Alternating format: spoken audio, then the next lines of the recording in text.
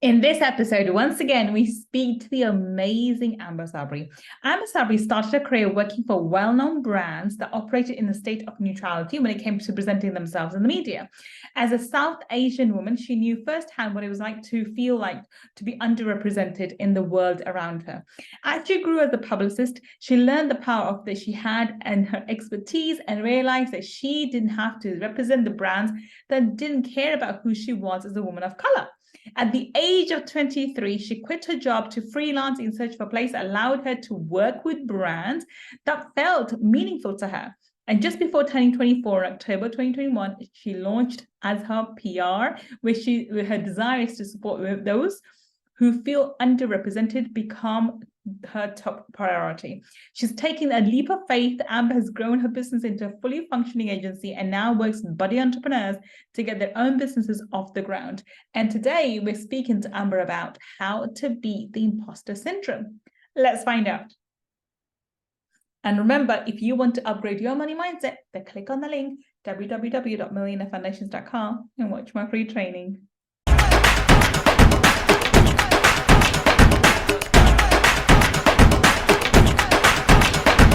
Welcome. This is Gull, your money mindset expert. And today, once again, we have the young, the beautiful, the charming Amber Sabri. Welcome, Amber. Thank you so much for having me. I'm so excited to be here. Thank you, Amber. Thank you, Amber. We had such a fantastic conversation on Friday feature. It was wonderful. And now, once again, people have heard your intro. They know how amazing you are. But please, in your own words, tell everybody what it is that you do. I am Amber. I am the founder of Azure PR. We're a PR and digital marketing agency. We work with female founders, minority-owned businesses, and small businesses to even out the playing field. We work on PR, influencers, events, and just get their names out there so that everyone knows how incredible these brands are. Wonderful. Amazing. So Amber, today you're going to tell us how we can beat imposter syndrome. Now, before we switch the cameras on, you said this is an important topic. Let me ask you, why is this such an important topic? I think in this day, so many people are pursuing entrepreneurship. And I don't know if it's just my generation is so much more vocal about it, but people that are working the corporate jobs, people that are entrepreneurs are constantly talking about how much of an imposter they feel. Even though we have our degree, we have those internships, we're getting good feedback from our bosses and our clients, but we're constantly feeling like we don't belong. And I was definitely feeling that when I started off just in my career, as well as especially when I started this business. So I think it is very important to continue the conversation for people to realize, one, you're not alone in feeling that way. And two, you probably don't need to feel that way. I agree. I think imposter syndrome, and it honestly comes and attacks at anyone at any point in time. It's very prevalent in entrepreneurs. It really is. You are constantly looking over your shoulder thinking, is someone thinking I'm a fraud? Do they know what I'm doing? Do they know I'm just winging it at times? I'm fluking it or whatever, whatever that's going through your mind. And you tend to dismiss all your achievements, all your accolades, and you think, do I even deserve those accolades? I mean, am I worthy of all this praise? I mean, do they actually know what I've done? Have I actually done anything? Am I? And I know this from personal experience that you do undermine your achievements. You do play down what you've achieved because you're so far away from where you're supposed to be. And you're like, I'm supposed to be there. I'm here. What are they talking about? I'm not successful. And even though outside people perceive you as super successful, super ambitious, super intelligent individual. Now that's having said that, let's bring this in. How do we beat, from your perspective, how do we beat imposter syndrome? I think it's a lot of surrounding yourself with people who are impressed by you and that are constantly reminding you who you are and what you've done. I mean, we've talked about this in the previous one, but I have friends that don't work in this industry, as well as friends who do work in this industry that are entrepreneurs, where they're constantly like, look at what you've done. And I'm like, what are you talking about? I have so much to do right now. Like, that's not important. My goal is to be up here and I'm not there yet.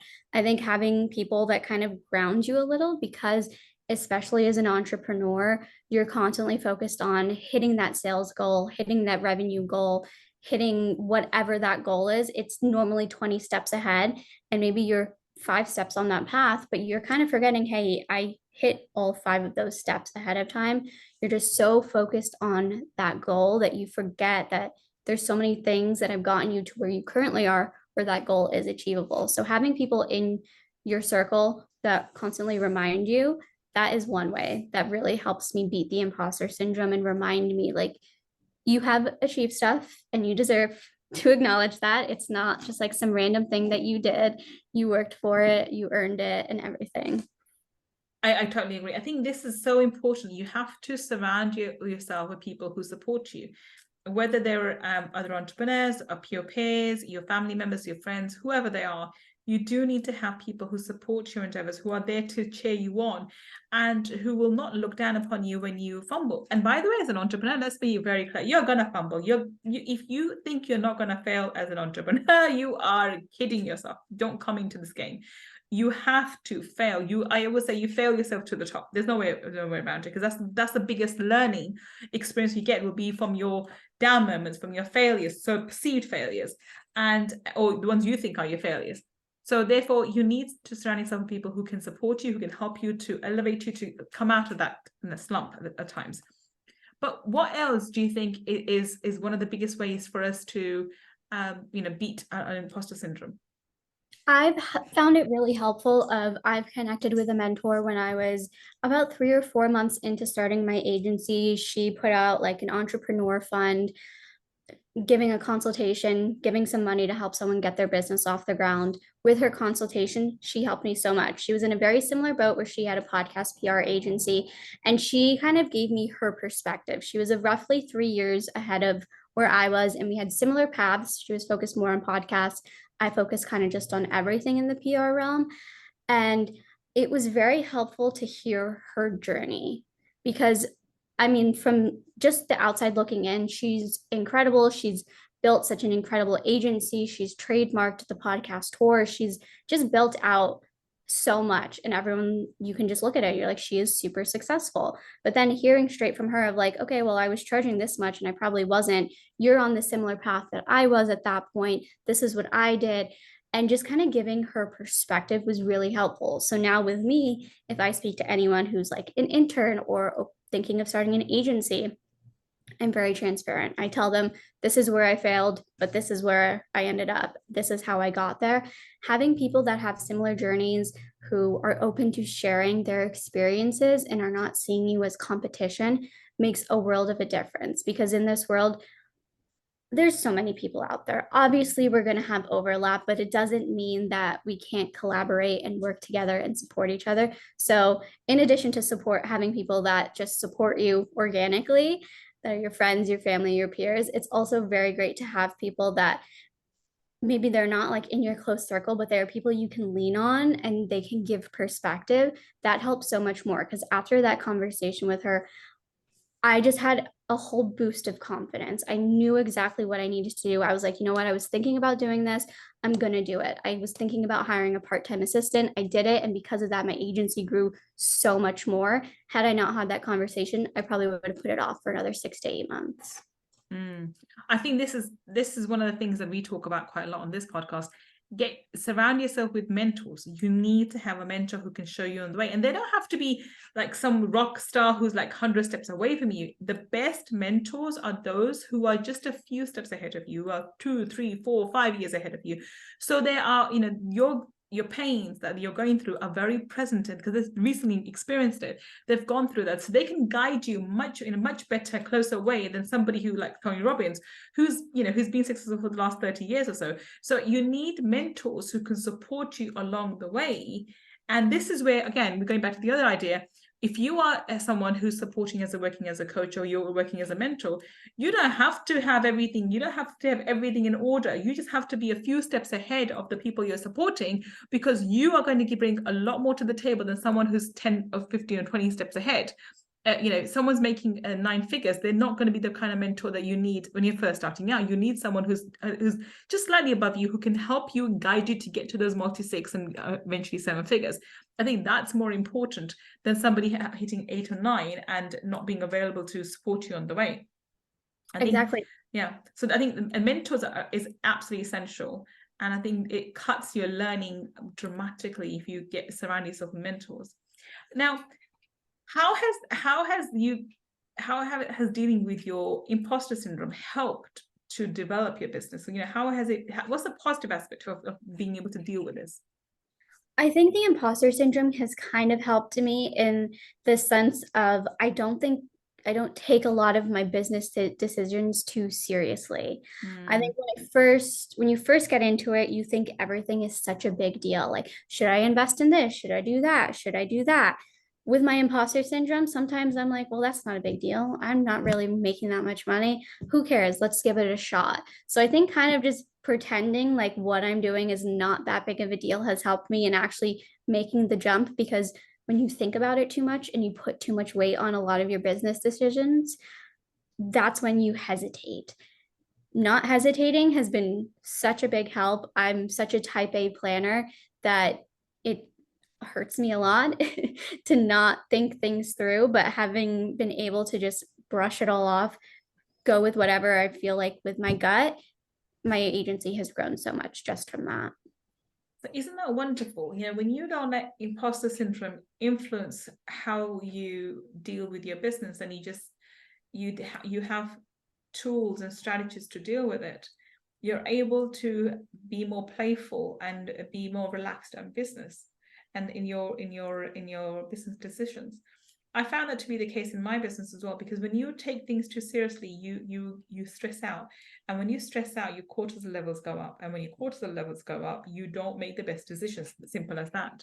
So that then you're making a decision from a space of lack and scarcity, and should I or not? What will people say, and whatever else, rather than from the point, is this the best for me? Does it make sense to me? Does it feel right? And I'm a very intuitive person, so does it feel right? Am I going to be in the right direction? Am I going the right way? All of those thoughts and feelings don't come to you if you're in the stress zone, where that's where cortisol levels are sky high. So dealing with imposter syndrome is important, but allowing yourself to have fun on the way is also the case. And you've done that, quite lightheartedly. Well, it's not, don't take life too seriously. It's not permanent, as I say, right?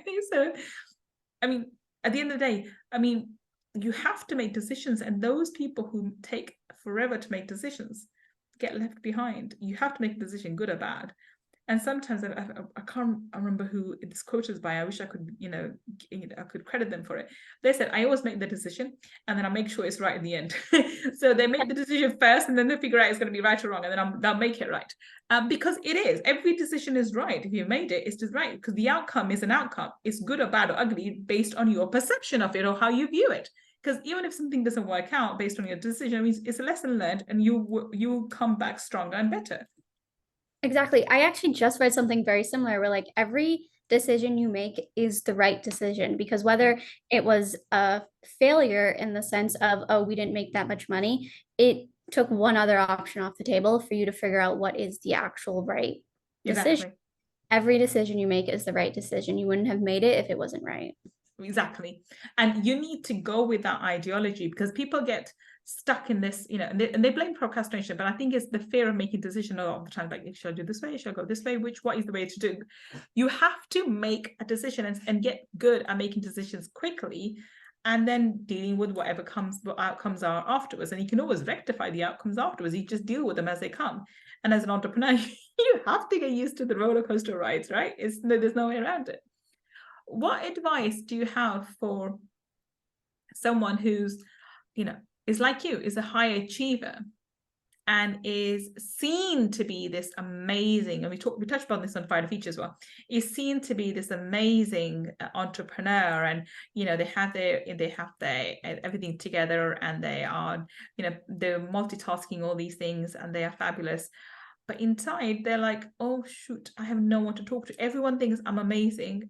I've got this facade on of being this, I'm so together. Who do I talk to? What do I do? How do I ask for help? I have found it's better to just be transparent. Sometimes it may not be the right decision, but I have talked to other female founders and even just friends recently. I made a new friend and she's like, that's so incredible. What are you doing? And I'm like, thanks, but I've made like 12 wrong decisions. I've changed, I've pivoted so much. And then people are kind of like, oh, that's really refreshing to hear. they don't think I'm a failure because I'm like, oh, I changed this direction 12 different times. They're just like, wow, that's so cool. You learned how to pivot. So don't be afraid to talk to people. I think it is definitely very helpful if you're an entrepreneur to speak with someone that is also an entrepreneur. Helps even more if you're an agency owner, speak with another agency owner. If you work in corporate, work with someone who's on a very similar field as you. We have the same kind of pain points, and you need to remember your journey is not that unique. We're all kind of on this journey. Obviously, we're carving out different paths, but a lot of the hurdles that we go through are very similar. So if you're struggling and you're like, I don't know what to do, I don't know how to pay my taxes, I don't know what, they're willing to answer. And more often than not, they're willing to help you out, whether it's advice, it's guidance, it's someone else to talk to. Be open to talking. I think it changes everything. Mm. I think that's great advice. I think this is where you can distinguish between those people who are going to go on to achieve amazing things and those wannabe entrepreneurs, those wannabe achievers, because you have to recognize your shortcomings. You have to understand your strength and you have to understand your shortcomings, and you need to have moments when you need to ask for help, and that could be in a particular task, or for finances, or for management, or wherever, because we're all work in progress. We're all learning as we go. So we are all going to have some kind of shortcomings at some point, sometimes management, sometimes with HR issues, and you have to have this ability to ask for help, not just from mentors, but you have to have the ability to ask for help from the right people, the experts in industry or experts in a particular field that you're having struggling with.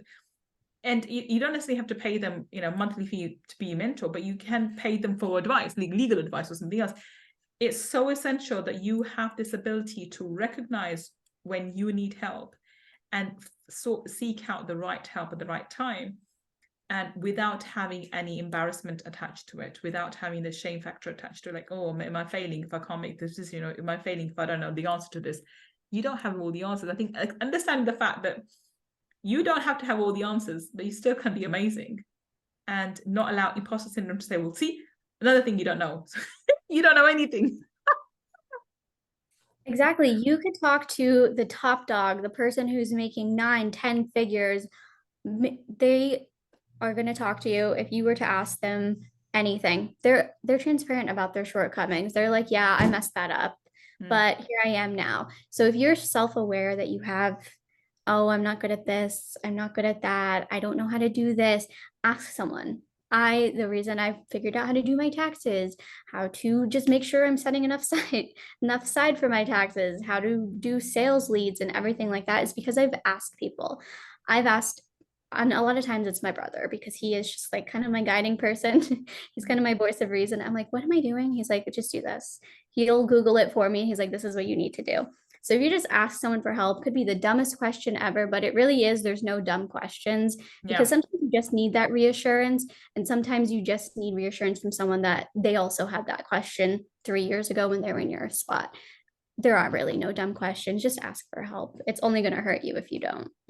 Awesome. So on that note, we're going to wrap this up. So do you have any parting comments, Amber, for somebody who may be struggling with the imposter syndrome right now? I mean, I think I've said it like 4 times in this podcast episode, but lean on people, whether it's your friend, your siblings, your family, someone else in it, lean on them. If it's just venting your issues or if you're asking for advice, just lean on them. That will take you so much further in life if you just keep it all in. Awesome. Fantastic. So tell us, Amber, how can we connect with you? Where can we find you on the internet? Well, I'm on all of the social media platforms, Instagram, TikTok, YouTube, at Miss Amber Sabri.